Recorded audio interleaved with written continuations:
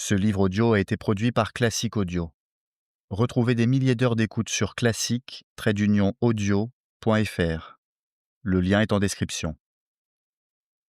Lettre de M. Donoso Cortés sur l'avenir de la société nouvelle à M. le comte de Montalembert. Berlin, ce 26 mai 1849. Monsieur le comte, les sympathies d'un homme tel que vous sont la plus belle récompense terrestre des humbles efforts que j'ai faits pour relever à sa juste valeur le principe catholique, conservateur et vivificateur des sociétés humaines.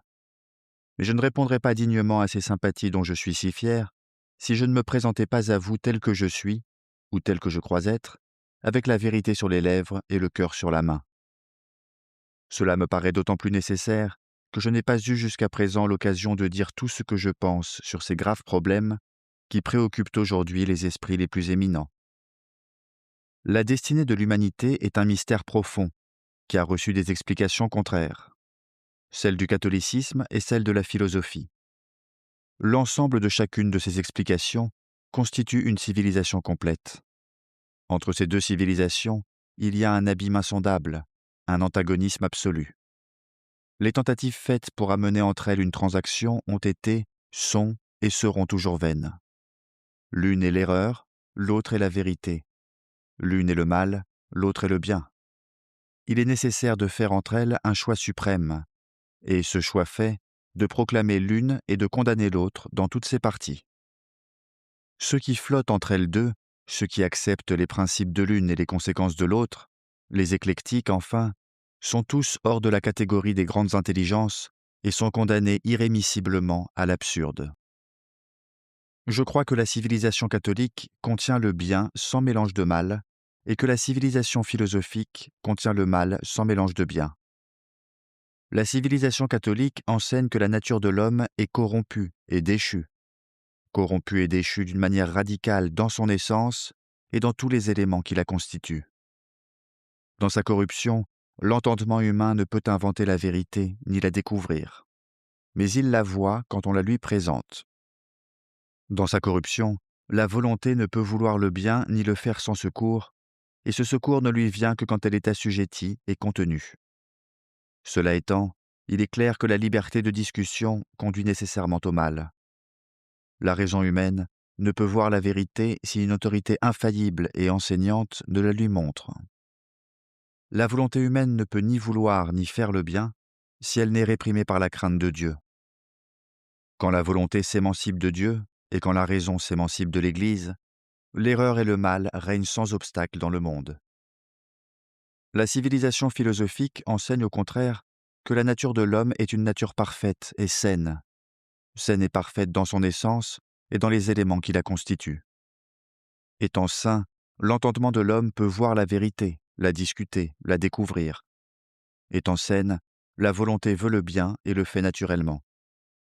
Cela supposé, il est clair que la raison, abandonnée à elle-même, arrivera à connaître la vérité, toute la vérité, et que la volonté par elle seule réalisera forcément le bien absolu. Il est également clair que la solution du grand problème social est de rompre les liens qui compriment et assujettissent la raison et le libre arbitre de l'homme. Le mal n'est que dans ces liens. Il n'est ni dans le libre arbitre ni dans la raison. Si le mal consiste à avoir des liens et le bien à n'en avoir pas, la perfection consistera à n'en avoir aucun d'aucune espèce. S'il en est ainsi, l'humanité sera parfaite quand elle niera Dieu, qui est son lien divin, quand elle niera le gouvernement, qui est son lien politique, quand elle niera la propriété, qui est son lien social, et quand elle niera la famille, qui est son lien domestique.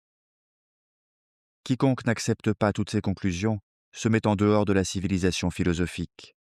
Et quiconque se met en dehors de la civilisation philosophique et n'entre pas dans le sein du catholicisme, marche dans le désert du vide.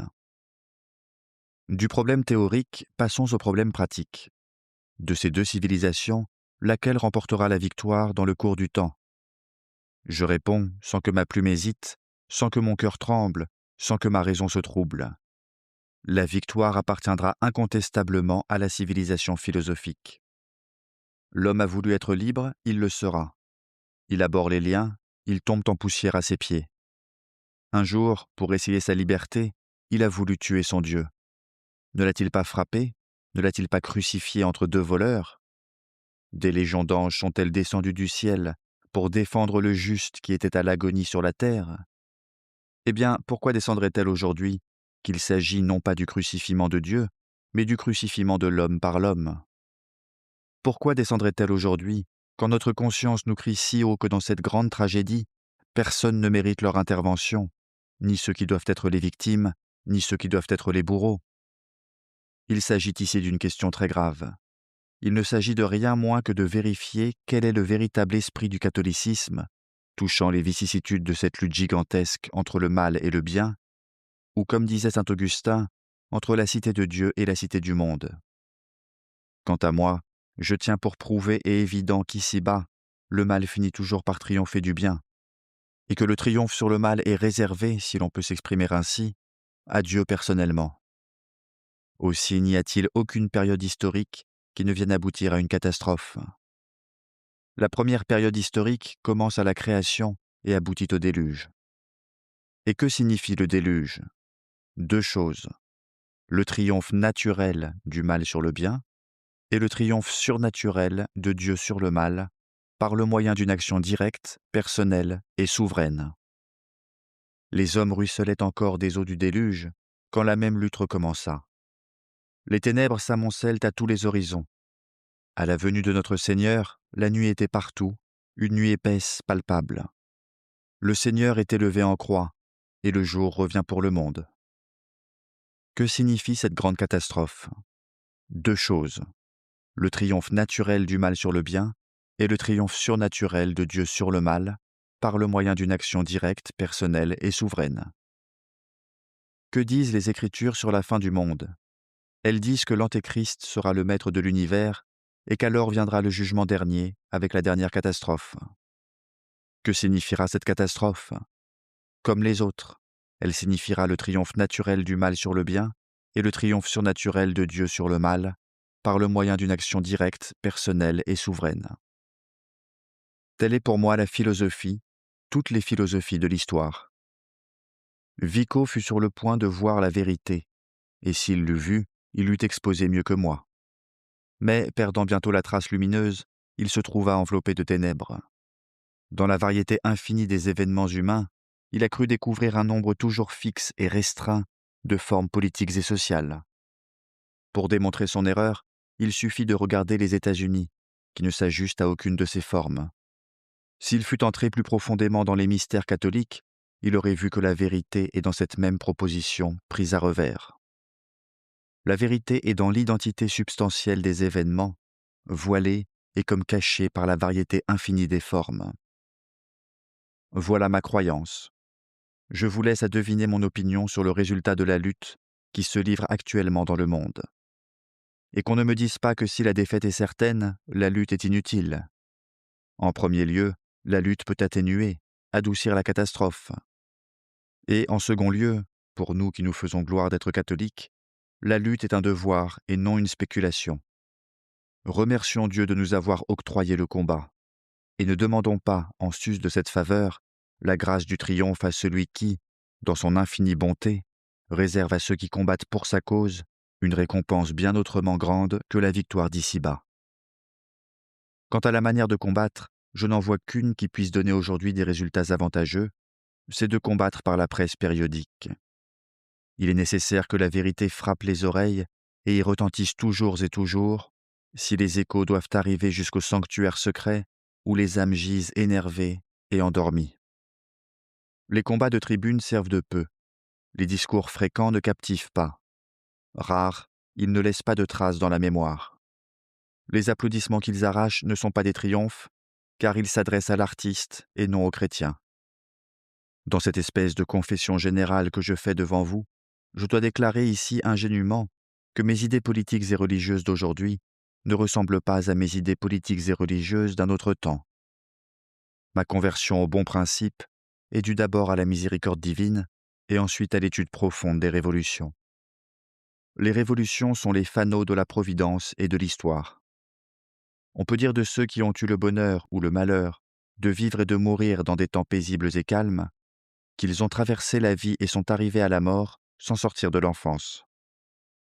Ceux-là seulement qui, comme nous, ont vécu au milieu des tourmentes, peuvent revêtir la robe virile et dire d'eux-mêmes qu'ils sont hommes.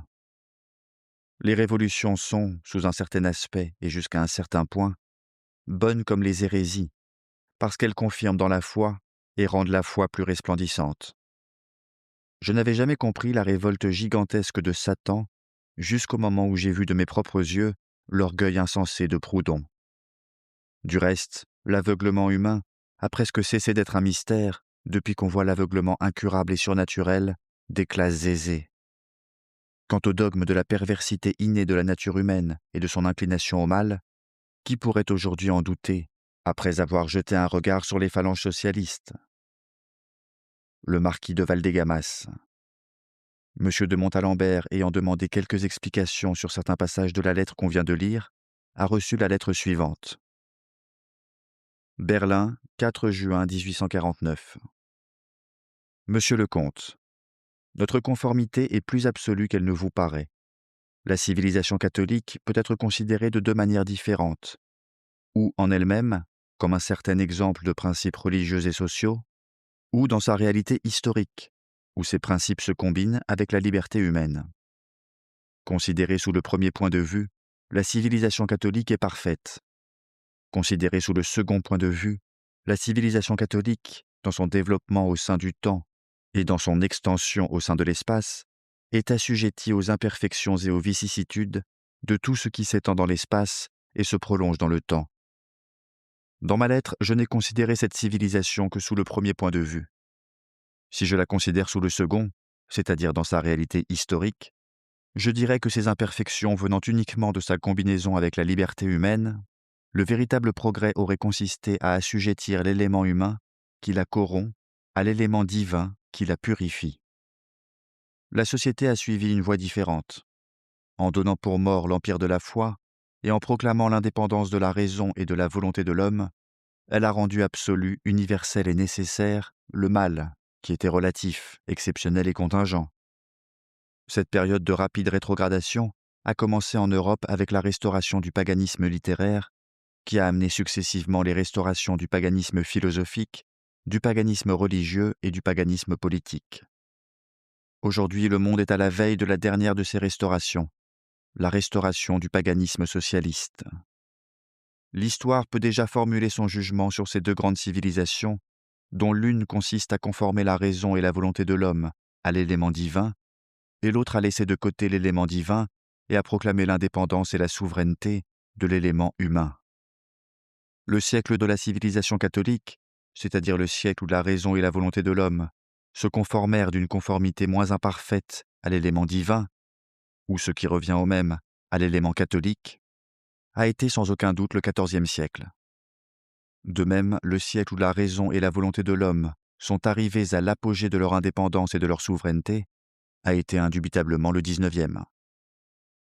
Du reste, ce grand retour en arrière était la loi sage et mystérieuse en même temps, par laquelle Dieu dirige et gouverne le genre humain. Si la civilisation catholique avait suivi un progrès continu, la terre aurait fini par être le paradis de l'homme, et Dieu a voulu que la terre fût une vallée de larmes. Dieu aurait été socialiste, alors qu'eût été Proudhon? Chacun est bien où il est, Dieu dans le ciel et Proudhon sur la terre. Proudhon cherchant toujours, sans le rencontrer jamais, un paradis dans une vallée de larmes, et Dieu plaçant cette vallée de larmes entre deux paradis, pour que l'homme puisse se trouver toujours entre un grand souvenir et une grande espérance. Je suis, etc., le marquis de Valdegamas.